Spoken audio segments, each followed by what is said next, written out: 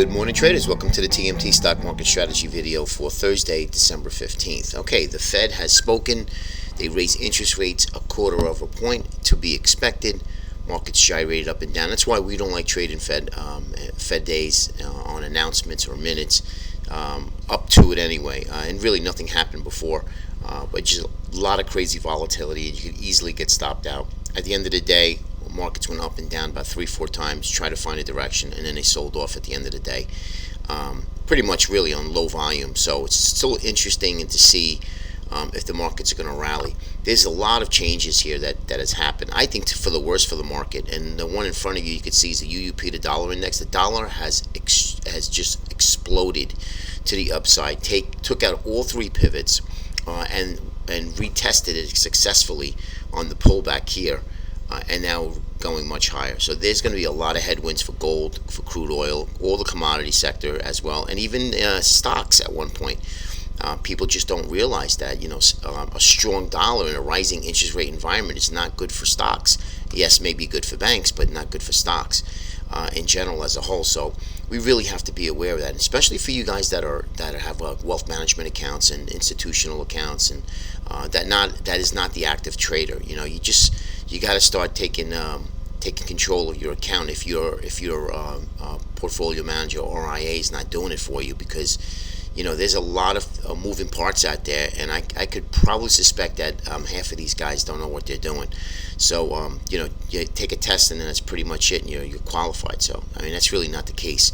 There's a lot of smart guys out there, but just keep an eye on it for yourself, for your own sake, because I think there's going to be a lot of headwinds going into 2017 if this should happen, especially Donald Trump coming into office. We talked about the mimics the Reagan era, and if that's the case, Reagan, before the markets went up, we were losing 22% in the marketplace. So just a quick heads up. Right now we were going into the end of the year, so the euphoria of buying stocks is probably still going to be intact.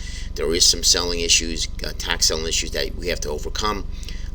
And then we'll see where we go from there. But I can tell you, a big dollar like this, a strong move, it's not gonna work out well eventually for equities, because the multinationals just can't make money with these currency wins. They got these big money making machines out there abroad, and they're gonna have some big headwinds out there with the strong dollar.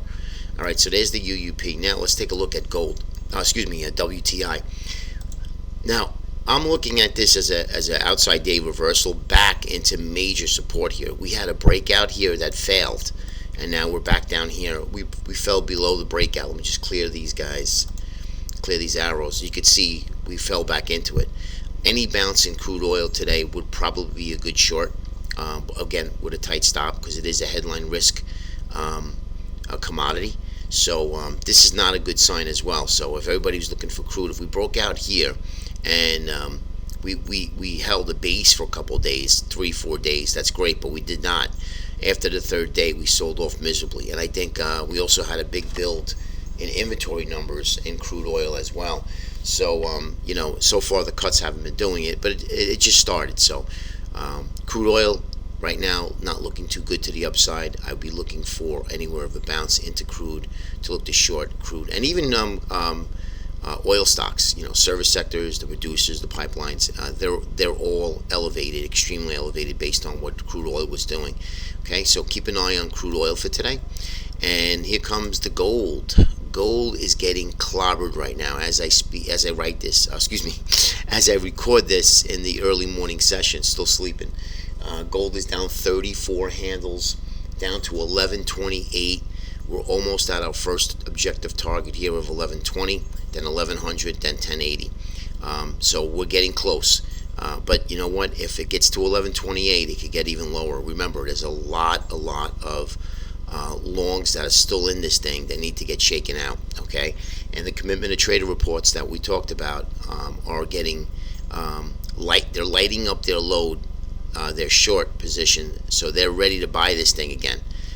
But it's not ready yet. Remember, you want that big flush, and today might be the case. Today might be that 1120 that you can start nibbling in a little bit here.